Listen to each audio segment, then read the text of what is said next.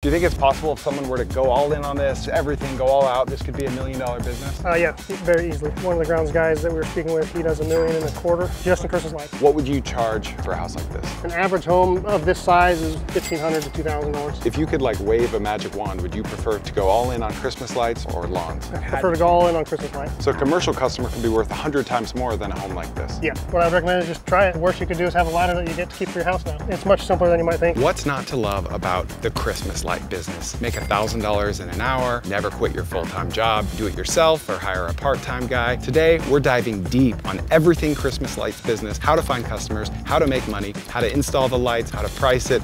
Let's get going.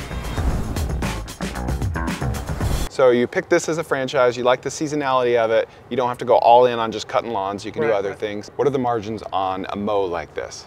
Margins for mowing is 10 to 15%, particularly commercial, it's lower because the competition is much higher. As opposed to holiday lights, it's a significant risk climbing 20, 30 feet in the air. Yeah, being on that's roofs. what you're charging for, the liability. Yep, and then also not only that, but like if you have a bulb go out, you don't want to go pull up a ladder to go replace that one bulb. So we come and do, as part of the services, we're coming and replacing those. So the margins on holiday lighting, it increases each year because the first year you have to pay for the material. So it'll be much lower, 20%, 25%. And then if you have the same customer year over year, you can be increasing that margin up to 50 and 60%. And I would think that people don't start shopping around for a different provider every October. They're just going to call you, right? Yeah, as long as we did a good job, as long as anytime they called, we came and serviced them if there was issues. And then, we take them down. We just have to schedule with the customer for install and takedown. We give them a week time span as far as install, same thing as takedown, because we'll route our areas so that we can take down multiple homes in the same area.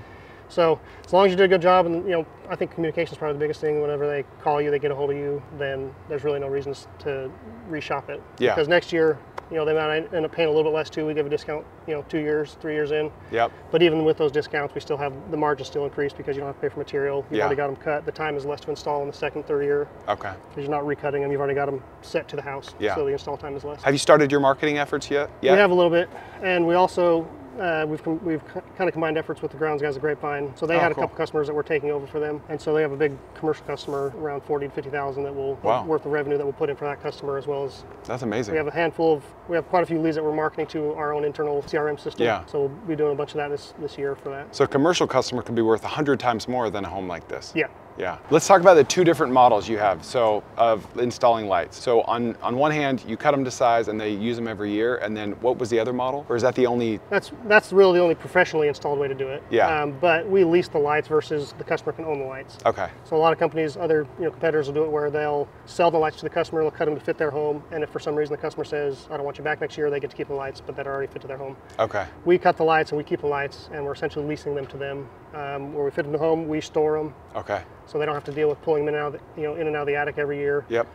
We'll bring them to the customer's job site. Whenever it's time to install, we install them, and then same thing, when it's time to take down, we pull them all down and we haul them off. Okay. So they don't have to worry about how to install them, to store them properly. We keep them indoors, that way they're not dealing with, getting hot and cold or in the weather or whatnot. But yeah, those are kind of the two main ones, is either lease or let the customer own them. Okay. It's just a difference in pricing on how you do that. So for a house like this is like a 3,000 to 4,000 square foot house, I imagine, 2-story, 3-car garage. What would you charge for a house like this? An average home of this size is $1,500 to $2,000 for an install. And it's by the linear foot, so most of the time what we'll do when we meet with the customers, we'll come, we measure everything from the ground, so we'll measure all the roof lines. Mostly roof lines is what customers want. Oftentimes they'll do other stuff, but roof line is kind of the #1 service. And how are you measuring those? We use a measuring wheel, so we'll just basically walk it off from here. As far as the pitches, you just have to walk the distance from the side to the center, and then there's a little bit of math involved doing the pitches, but it's not really that difficult. To measure everything from the ground, we get a total linear footage, and then we have a linear foot price that we give the customer for roof line install. So $1,500 to $2,000 for the first year? Yeah. Okay, and then what would it be next year? And we'll discount 10% each year 10%. Until the third year, and then it just stays the same.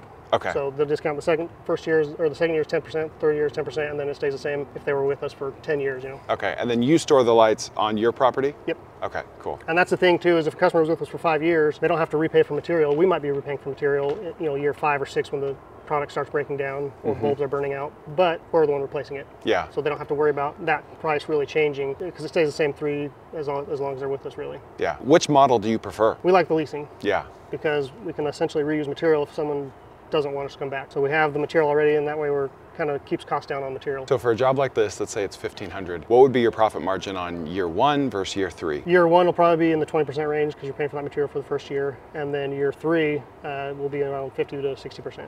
Okay, wow, that's awesome. And then that's with you installing it yourself or your employees installing Employees it? installing it. Okay, so if you were to do it yourself, the margin's even It'd be greater. higher, yeah, if you're doing it all yourself.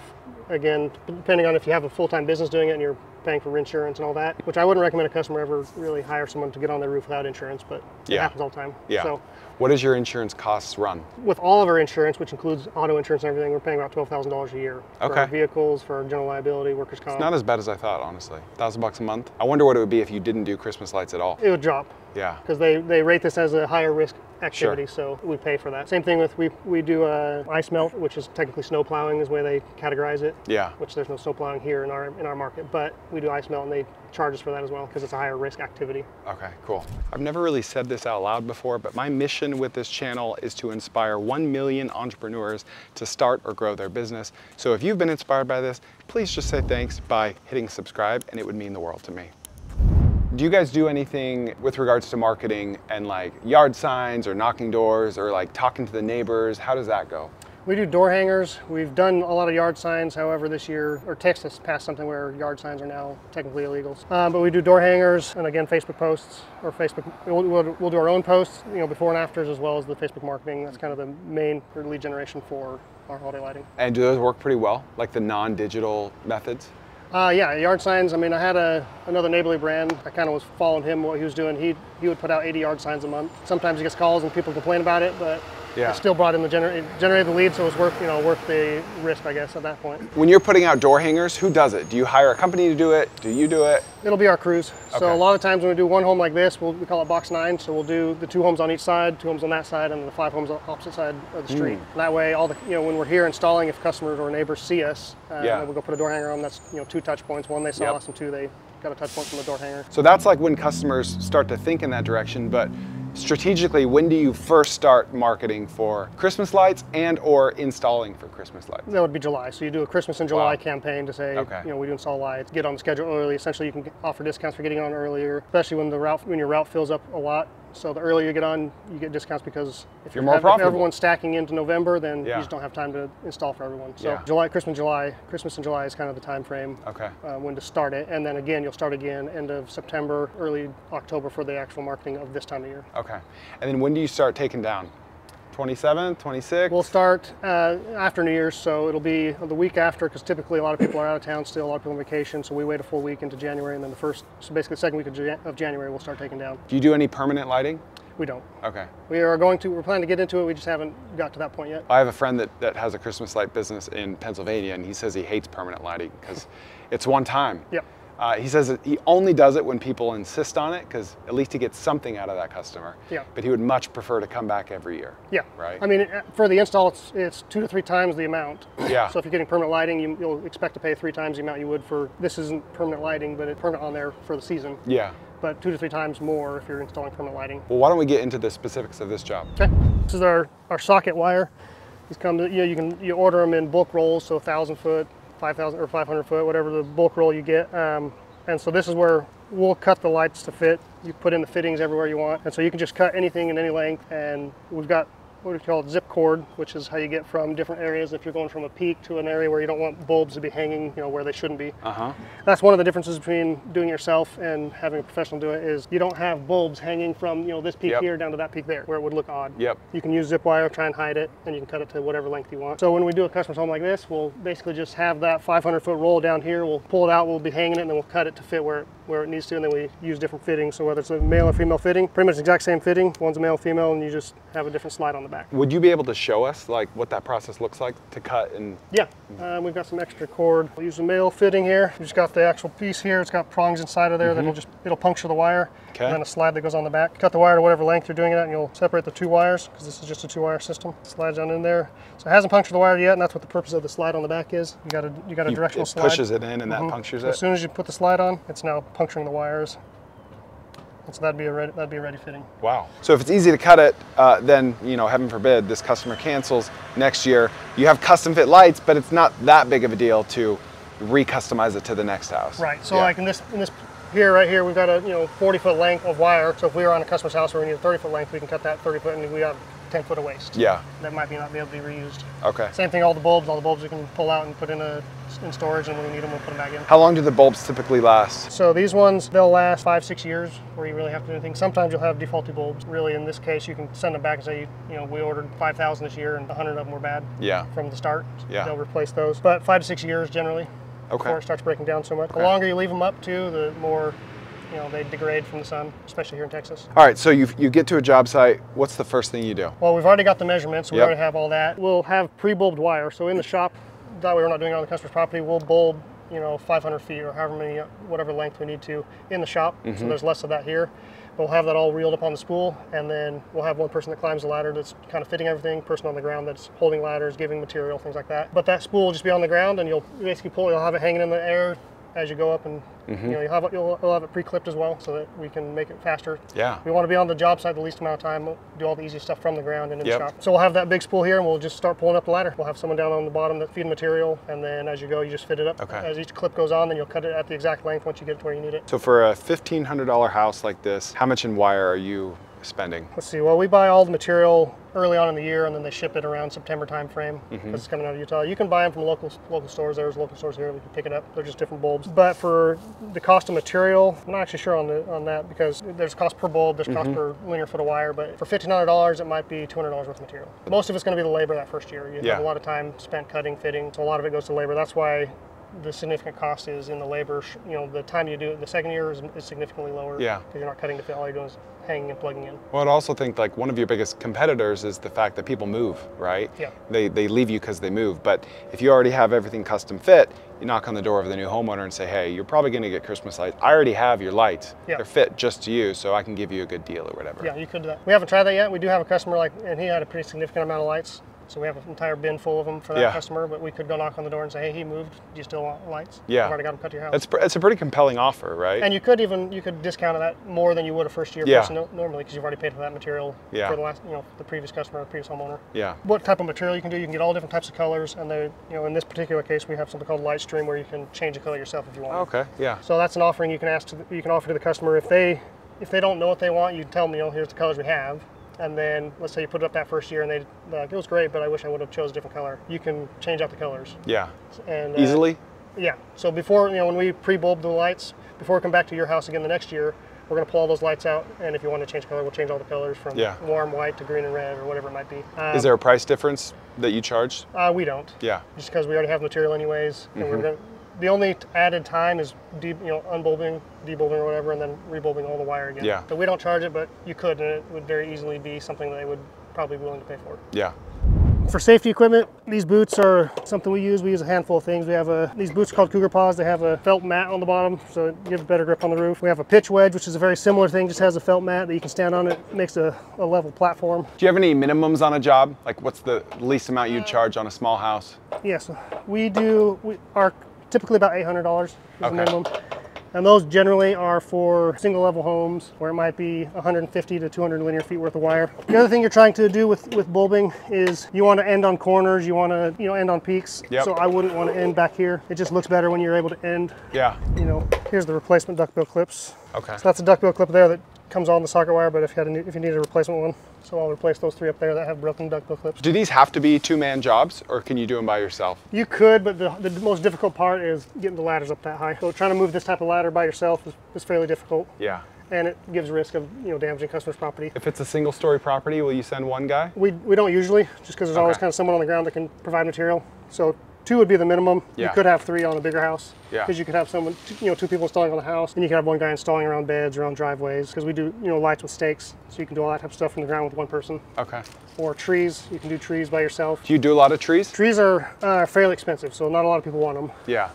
Because the labor. It's kind of tedious. Yeah, the labor involved is just as much installing as taking down. So if you're doing trees, they're a pretty significant cost, and it takes a lot of light. So we have mini lights that will wrap around trees, but we do them. Just not as many. Most people want the roof line because that's the most bang for your buck. If you're more of a doer and less of just a watcher, then you need to join us at tkowners.com. It's my private community where me and 500 other wantrepreneurs and entrepreneurs are actively building, starting, and/or growing businesses. You will not regret it. tkowners.com. So what are your go-to tools in your tool belt here? Really, all you need is just a set of wire clippers. In colder climates, it's a little harder because it's much colder. So here, it's not so bad, really, where your hands aren't so cold and hard to do fine work with them because you're trying to peel wires and stuff them into little fittings. But really, this is all you need. Okay. As far as that, and then zip ties are another one. Sometimes we'll zip tie certain areas, but when you use zip ties, when you're installing the lights, you're trying to install to where it's as easy as possible to tear down. Yeah. So typically, when we're tearing down lights, we're not even bringing ladders. We don't need them. Wow. You just we're using a painter's pole, and so in this case, we'll reach up and pull that, and that painter's pole can get most of it. So you want to install it in such a way that you can tear it down easily, because your time tearing down is significantly lower. 5 to 10 minutes to tear down. Well, every minute you spend on this thing, your risk increases. Right. That too. Risk of death. And then putting up a 30-foot ladder, it takes 2 people. Yeah. So there's risk of breaking windows, things like that, if you're not paying attention or being careful. Yeah. So we're always in our minds, and when we're installing, we're trying to figure out how do we make this easy to tear down. Yeah. And then same thing when you tear down, we're trying to keep as many of the strands together as possible. We'll label the strands so that strand 1 goes to this peak, strand 2 goes to that peak, type of thing. Yeah. Same thing there is we're pulling them down, trying to keep them together as much as possible to where when we reinstall the following year, it makes it easiest. Yeah. Least amount of labor to do that. Assuming you have everything prepped beforehand as you should, how many minutes will you spend on a job like this to set up and take down? There'll be a little bit of setup time in the shop, so maybe half an hour to an hour of setup time, especially if you're changing bulbs. And then the install for a house about this size, an hour to an hour and a half. And then take down? Take down will be 10 minutes. Wow. Because all you're doing is you're reaching up there and pulling it, and then you're labeling the wires, labeling the strands you put down. And then we have a drawing, which you don't have to be all that sophisticated, but as long as you can read just a sketch. I mean, that's all we really do. We label the wire runs, and each one on the wires we label. What we do is we'll label the peak light. So in this particular run, I've got a red zip tie that indicates that's where I want that to be on a peak, because we always want a bulb on a peak. Okay, interesting. It just goes to show, I mean, 10 minutes to take down, 30 to 60 minutes to set up, 30 minutes in the shop. It goes to show how important your route density is, right? Because you could easily spend more time driving than you spend on the entire job site, right? Absolutely. So if your route density is good, your margins are a lot higher. Yeah. Or you're able to charge less. And then the more you make sure you're doing on the ground, less callbacks or less service calls. Yeah. So service calls, if you have to come out and replace a bulb, you have to put up this ladder for 1 bulb. So ideally, you're trying to minimize the amount of service calls. And that's why you want to make sure everything's good on the ground first. Yeah. Stuff happens. We've had squirrels chew the wire. Nothing we can do about that, but we go and repair it. Yeah. But sometimes bulbs just burn out, or sometimes heavy winds might pull some clips off. So we'll go replace those. Okay. And do you set them up with timers? Yep. So we have a timer, I think it's in the bucket. And that's included in the price? Yes. So we'll just set the timer to whatever the customer wants. In this case, you got different hour settings, or you just do dawn to dusk. That way the customer never has to really deal with it. Yeah.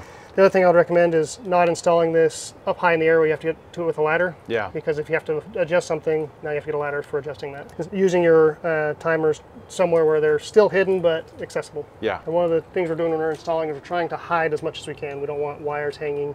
Yep. So anywhere we can stuff them under ridges or whatever might be behind gutters a lot of times. Yeah. We're trying to hide those wires so it looks more professional, looks better. Well, that's probably something that the cheap guys don't care about, right? Yeah, you'll see if you look, you'll find it where they have a bulb hanging from another one. You've just got dangling wires that aren't attached to anything. Yeah. All right, Jeremy, tell us who you are and what you do. I'm Jeremy. I'm the production manager at Grounds Guys for Wesley. Okay, and what does a production manager do? All right, so I get to manage all the crews and the schedule. Okay. The main thing is communication with the customer. That's what they like the most, and that's what we offer that most don't. I'm available to them any time of the day. What do you love the most about this job? Honestly, I really like the outdoors. Yeah. That's kind of why I took the job in the first place. I enjoyed being outdoors. So all this is kind of just fun to me, almost. I actually enjoy being out here working. So. Yep. Do you have any horror stories from being on the job doing Christmas lights specifically? I wouldn't say horror, but kind of, yeah. Because if you have any kind of fear of heights, which I'm not terrible, but like you get me up high enough, But there's some of them that are so slanted, and even with the safety equipment, like the boots and the triangle, and then we have a bar that goes over the peak, so you can kind of hold on.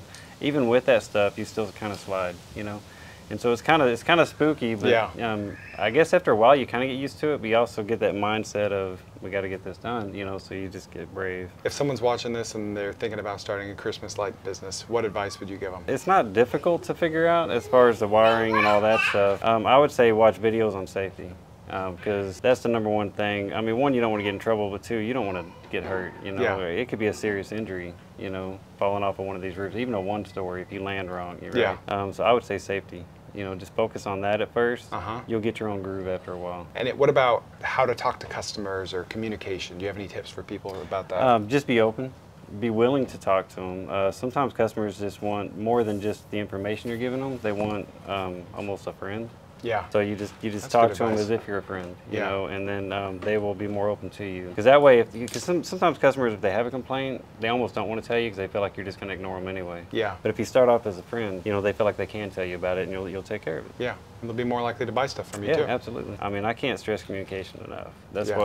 that's what'll build any business. Yeah. Honestly. I used to tell my employees that communication covers a multitude of sins. It does. Right? If you screw something up and you get ahead of it, like proactively, Yes. a lot of times you can turn that into a good experience where they buy more stuff from You can, you know, because like even when the crews, like let's say they run into a mailbox, if they'll call and tell me the moment they do it, I can call that customer and head them off. You Yeah. know, and like, hey, we hit your mailbox today. I will take care of this. Yeah. And then they don't call me mad because they don't have time to pester about it. Yeah. You know? So it does help with the communication. So if someone were watching this and wanting to start a Christmas lights business, what advice would you give them? Hire someone that's fit to get on the roof.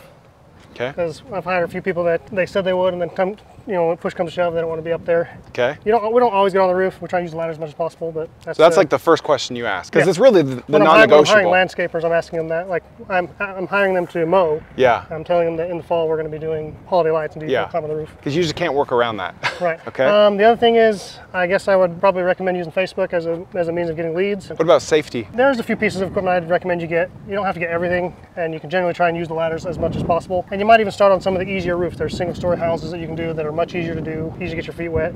But safety equipment, I would get these boots. They're Cougar Paws. Pitch wedge is another big one. Sits on the roof and helps you sit on a level platform as you're standing on the roof. Then a 30-foot ladder. You're going to have one of those, really. Okay. And then I guess what I would recommend is just try it. The worst you could do is have a ladder that you get to keep for your house now. Yeah. Yeah. And then you can start on your own home, put the lights on your own house, and get a feel for how it goes. And it's much simpler than you might think as far as how to fit them together and Yeah. how to do it that way. Can someone go to Home Depot and buy lights, or would you not recommend that?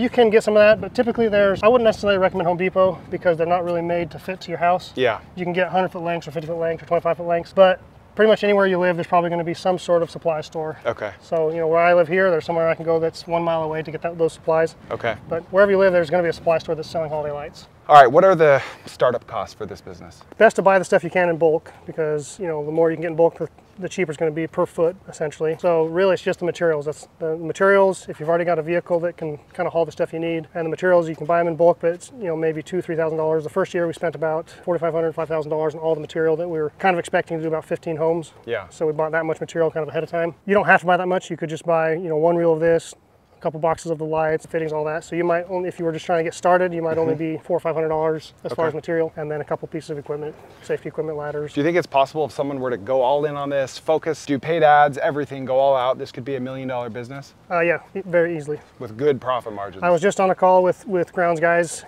talking to other grounds guys owners throughout the nation. One of the grounds guys that we were speaking with, he does $1.25 million. Wow, just in Christmas Just lights? in Christmas lights. Wow. The rest of the year he's doing the landscape lighting. How much or of the that is landscaping. commercial? He didn't have that breakdown, but Okay. a large portion is going to be commercial. And then, Yeah. as far as residential customers, you might have 200 to 300–400 commercial customers if you're doing $1 million plus. Okay. Then the rest of that would be the commercial customers. Any horror stories from this business? No real horror stories yet. I guess the worst that we've had, if you want to call it's not a horror story, but we just had some squirrels that did some work on a customer's property. So they said all the lights weren't working. It'd only been maybe a month they were up. So we go out there and investigate it and find that the squirrels had chewed through 4 or 5 locations of it. So we went and just snipped it and patched it And up. that happened once out of 20, 30 times? Right. Okay. And what are your goals for this business? Our goals are, we really want to increase this line as well as landscape lighting. So two lighting areas that we want to increase in. For holiday lighting, we'd like to do $500,000 to $1 million a year within the next 2 or 3 years. So we're, like I said, we're 3 years in. So if we continue to double down on all the holiday lighting and the landscape lighting, between those two, we'd like to be doing over $1 million a year in just the lighting. Yeah. All right. Well, Wesley, thank you for your time today.